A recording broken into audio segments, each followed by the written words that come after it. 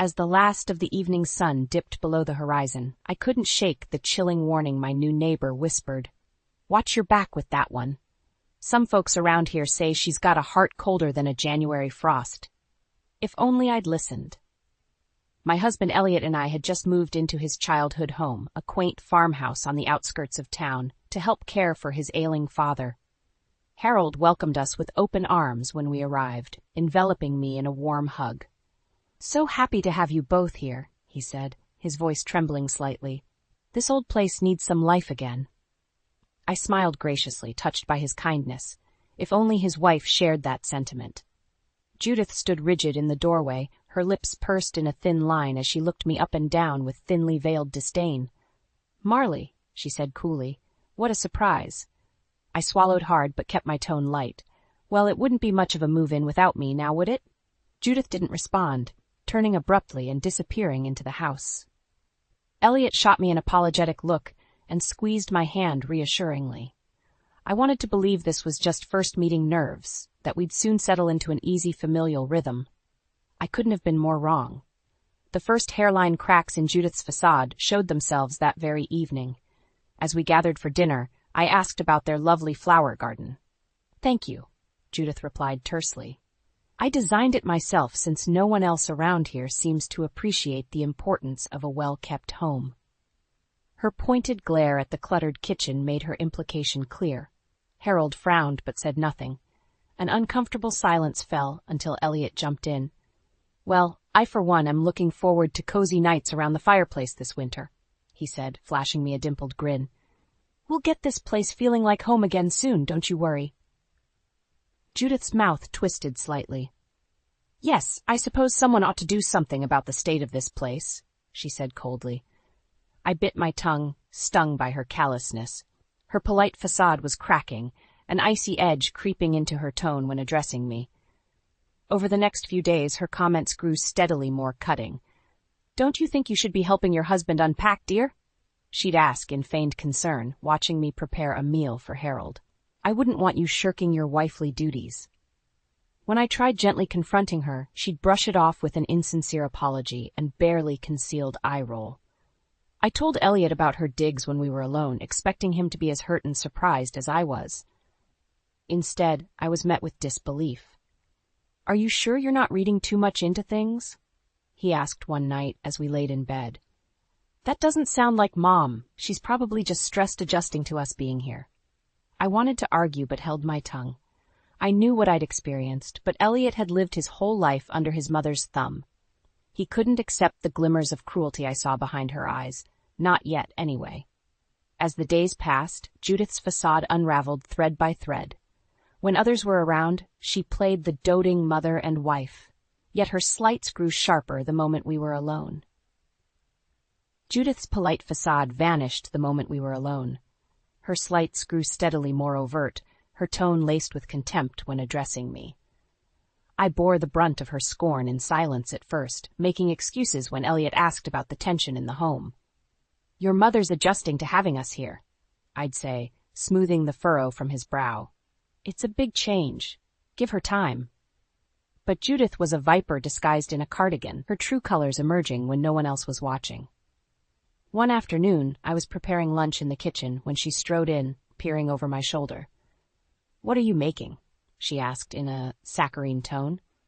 "Your husband's favorite, potato soup with bacon and cheddar. Comfort food for these chilly fall days," I replied.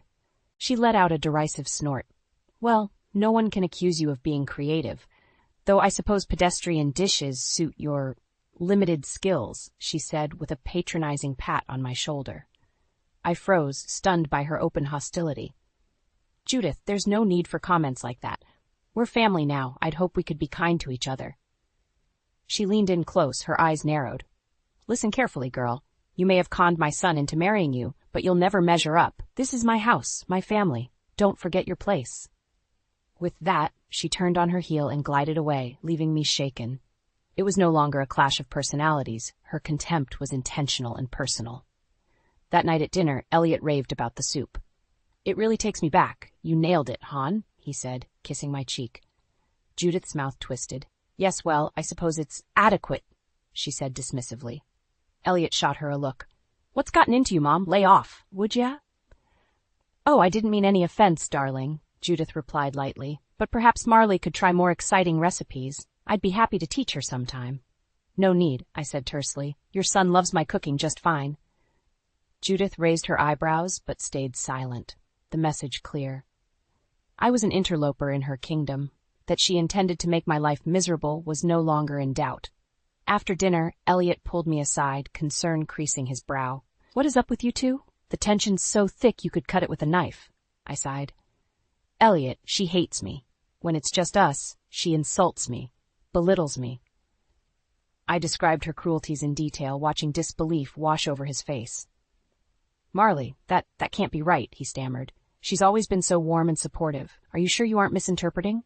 I threw my hands up in frustration. You think I'm making this up? Why would I lie?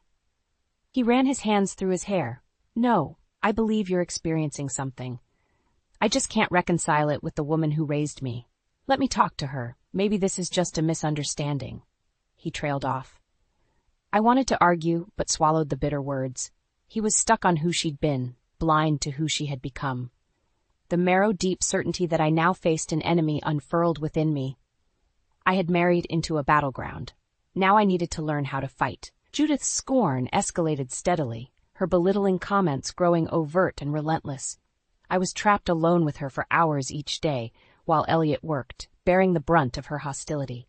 She'd critique my cleaning, finding imagined dust and flaws. I suppose housework is difficult without servants waiting on you hand and foot, she'd sneer pointedly. When cooking, she'd hover nearby, criticizing my every move. Are you certain that's enough salt, dear? I thought city girls knew how to actually season food. If I ran errands for Harold, she accused me of forgetting essentials, forcing me to make repeat trips. Her constant criticism and impossible demands left me exhausted and deflated. I longed for Elliot to witness her vitriol, so he could no longer deny the truth. But Judith played the doting mother whenever he was around, her voice sickly sweet as she asked him about work and smothered him with love and praise. At first, Elliot believed she had taken our talk to heart and made amends. See, I told you it was just a misunderstanding, he said brightly after one nauseating display. She just needed time to adjust to having you here. I forced a tense smile, knowing arguing would only drive a wedge between us. But as the days passed, doubt slowly crept into Elliot's eyes. Judith's disparaging critiques of my cleaning and cooking grated on him. One evening, after Judith called my homemade pie barely edible, Elliot finally snapped. What the hell, Mom? That's my wife you're talking about, he said angrily. Judith rearranged her features into a mask of shock and hurt. Oh, darling, I didn't mean to offend. I'm sure it's lovely for someone of Marley's limited baking experience. I glared at her, blood boiling, as Elliot wavered, his righteous anger evaporating under her dew-eyed stare. Well, just try to be a little more thoughtful with your feedback, maybe, he mumbled. Of course, dear, Judith replied demurely.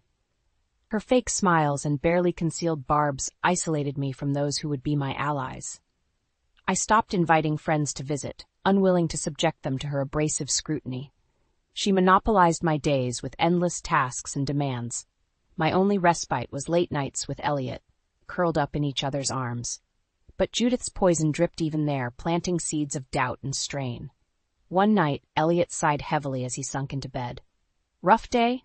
I asked, wrapping my arms around him. Yeah, sorry, hon. Mom mentioned you seem really withdrawn and unhappy lately, he replied.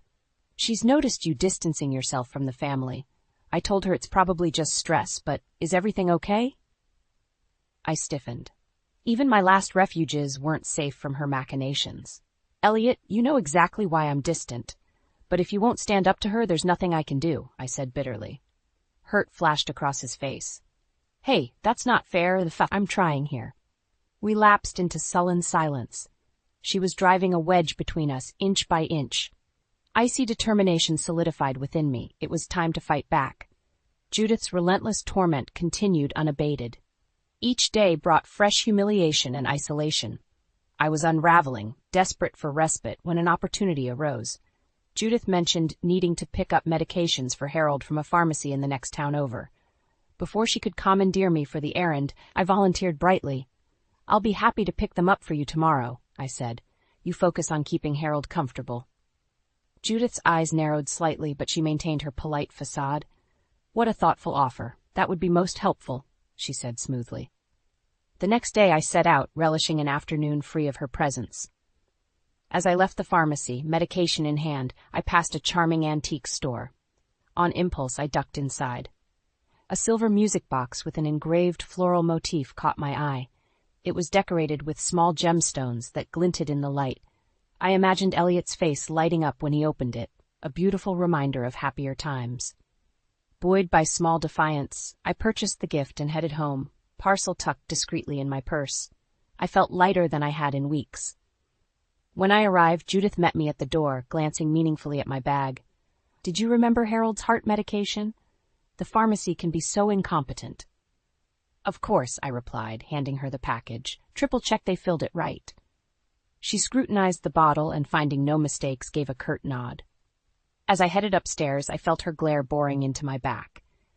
That evening, Elliot and I exchanged whispered, I love yous, and a tender kiss before bed. For the first time in too long, I fell asleep content.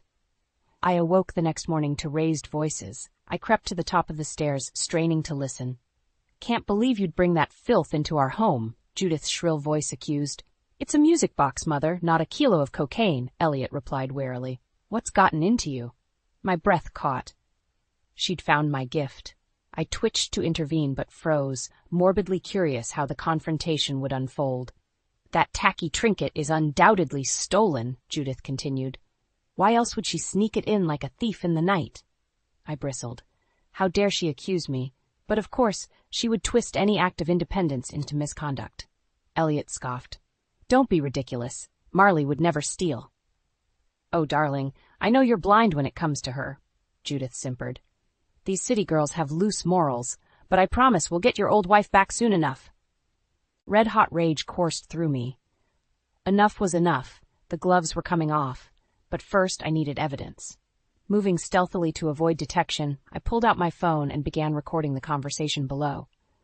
I don't even know who you are anymore, Elliot said, disgust filling his voice. You're obsessed with making Marley out to be the enemy. But she's done nothing wrong. Judith sputtered. You insult me, choose her over your own mother, after everything I've done for you. Their arguing raged on as I documented her vitriol. When I had enough ammunition, I would turn her own weapons against her. She would learn I wasn't as weak as I seemed.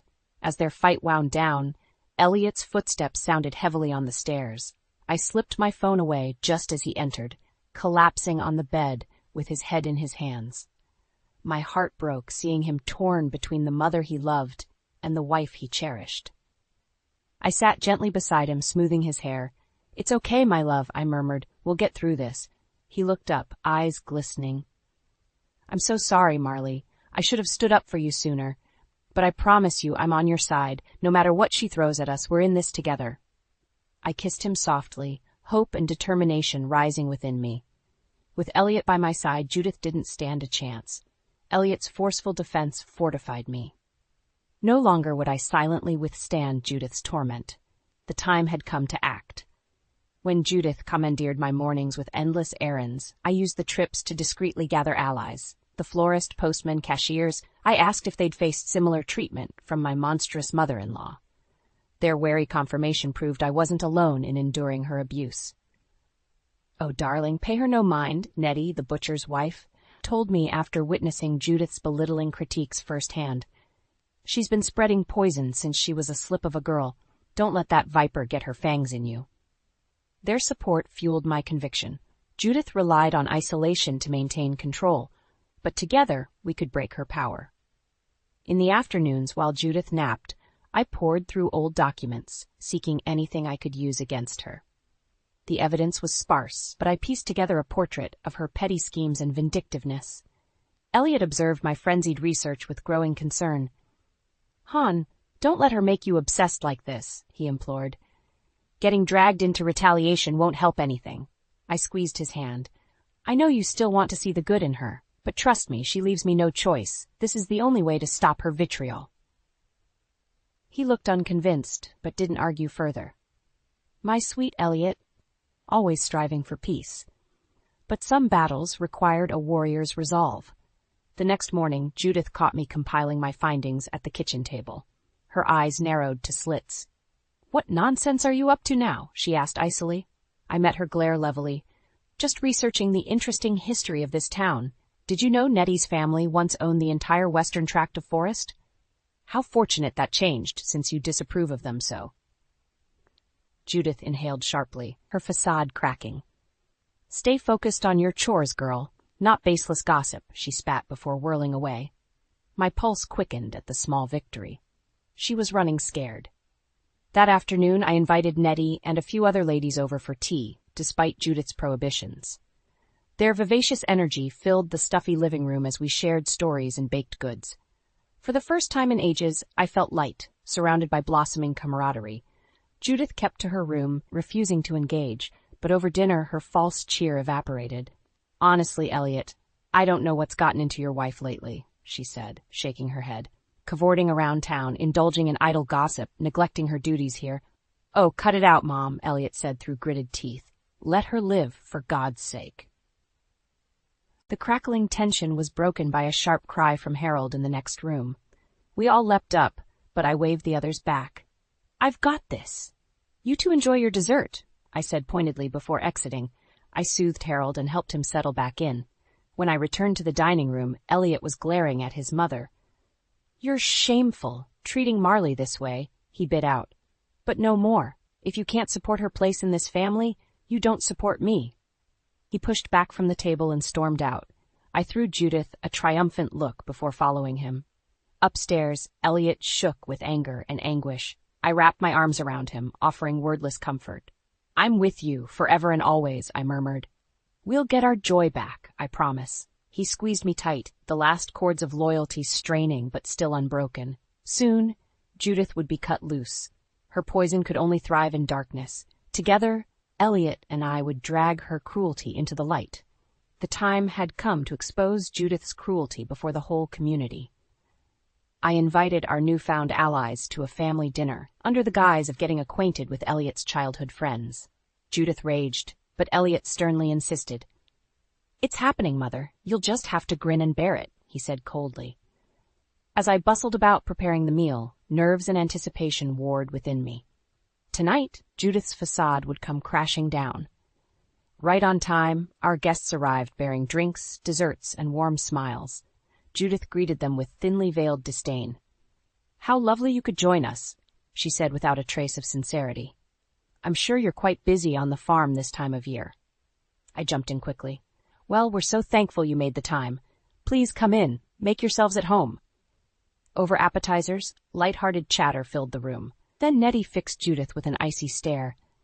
"My Marley tells me you haven't been the most gracious host," she said bluntly. Elliot stiffened, but I squeezed his knee reassuringly. Judith forced a tight smile. "Oh, I think dear Marley may have misinterpreted my adjustment to having guests." "Somehow I doubt that," Nettie replied. Murmurs of agreement rose from the group. Judith paled but gathered herself quickly. "Truly, I've done my best to welcome her to our family," she protested. Before she could spout more lies, I jumped in. "Oh, there's no need for pretense, Judith," I said sharply. "Our friends here have plenty of experience with your best." Her composure cracked at the muted hostility radiating from the group. Splotches of anger spread across her cheeks. "Whatever tales you've spun, I assure you," she sputtered. I cut her off. "Tales? You mean like how you had Nettie banned from town events for years? Or the time you reported Mr. Stokes to his boss for something he never did? Or all the families who somehow could never quite measure up for your precious Elliot?" Murmurs swelled as Judith shrank under their accusatory glares. "Lies, utter lies," she cried, but her voice quavered. Elliot looked sick, tugged in opposite directions by loyalty and truth. I pressed on relentlessly. "For decades, you've spread fear and pain, thinking no one would dare defy you. But it ends tonight." I turned to our allies. "Please, share your stories. Her cruelty thrives in silence." One by one, they recounted the slights, schemes, and abuse suffered at Judith's hands. Decades of vitriol poured forth until Elliot buried his face in his hands, overcome. "Enough!" Judith shrieked. "You invade my home with these baseless attacks. Ungrateful peasants, all of you." A stunned silence fell. Then Elliot lifted his head, a foreign resolution in his eyes. In a low, steady voice, he said, "I think it's time you retire for the evening, Mother." Judith gaped disbelief. "Elliot, you can't possibly. Please, just go." His tone brooked no argument. With a choked sob, Judith fled the room. A collective exhale swept through as the energy lightened. Kind hands squeezed my shoulder, voices gentle and alive with new connection. Later, Elliot and I lay entwined in the dark. "I'm so sorry," he whispered. "You were right about her all along." I stroked his hair. "Your loyalty is one of your greatest strengths, but now we see the truth." He kissed me tenderly. "With you by my side, I can face anything, even my own mother's darkness." I clung to him, overcome with gratitude for this man who cherished and believed in me. United with friends, Judith's twisted control over this town had cracked. Now we would shatter it for good. Morning dawned crisp and bright, belying the roiling tension within the house. After Judith's shameful exposure, we braced ourselves for her retaliation. But instead, an eerie silence permeated the halls. At breakfast, the clinking of cutlery on plates echoed loud in the absence of conversation. Judith's gaze remained fixed on her plate, mouth downturned and eyes red-rimmed. The confident matriarch of yesterday was nowhere to be seen. I almost pitied her, almost. But recalling her decades of cruelty hardened my heart. Her comeuppance was long overdue. Elliot finally broke the heavy quiet. "Did you sleep all right, Mother?" "Not particularly," Judith replied tersely, eyes still averted. "Difficult evening to process." "I'd say it was enlightening," I said. Judith's lip curled derisively at my audacity to speak first. "It's a blessing those you've tormented for so long finally felt safe to share their stories. Wouldn't you agree?" Her composure fractured, eyes sparking fury and mouth twisting into a snarl. "You poisonous wretch! This is your doing, spreading vicious lies, turning my son against me." She trailed off into muffled sobs. Elliot sighed deeply but didn't leap to soothe her as usual. Progress. "Lying won't help you now, Mother," he said warily. "We've seen who you truly are, who you've always been." Judith's head snapped up, eyes wide and wild. "Who I am, your mother, your protector, your champion. Everything I've done has been for you, can't you see that?" She clutched desperately at Elliot's hands from across the table. He froze but didn't pull away. Not yet severed. My heart clenched watching Elliot's inner struggle play out on his face. He wanted to believe the mother he knew still existed somewhere beneath her rotten core. But I had no such illusions. Gently, I pried her claw-like grip from Elliot's wrists. "You've confused control with caring, Judith," I said evenly, "but the truth has finally been revealed." Judith wrenched away from me, lips peeled back in a feral snarl. "You pathetic, conniving nobody! I should have exposed you from the start, before you sank your greedy claws into my family." She turned beseechingly to Elliot, grasping at fraying strands of loyalty. "Darling, we can still fix this. Just send her away." "Enough," Elliot exploded, shoving back from the table. "I won't listen to your venom anymore. If you can't accept Marley, you've lost me too." He stormed away, shoulders rigid with long restrained emotion. Judith collapsed back into her chair, any remaining composure gone. For a long moment, the only sounds were her choked sobs and the ticking of the old grandfather clock. When Judith finally lifted her head, the fire in her eyes had dimmed to embers. Wordlessly, she rose and shuffled back upstairs, a defeated shell of the formidable woman who had tormented so many. I let out a long breath. Her reckoning had come, harsh but necessary. There could be no half measures with souls as twisted as Judith.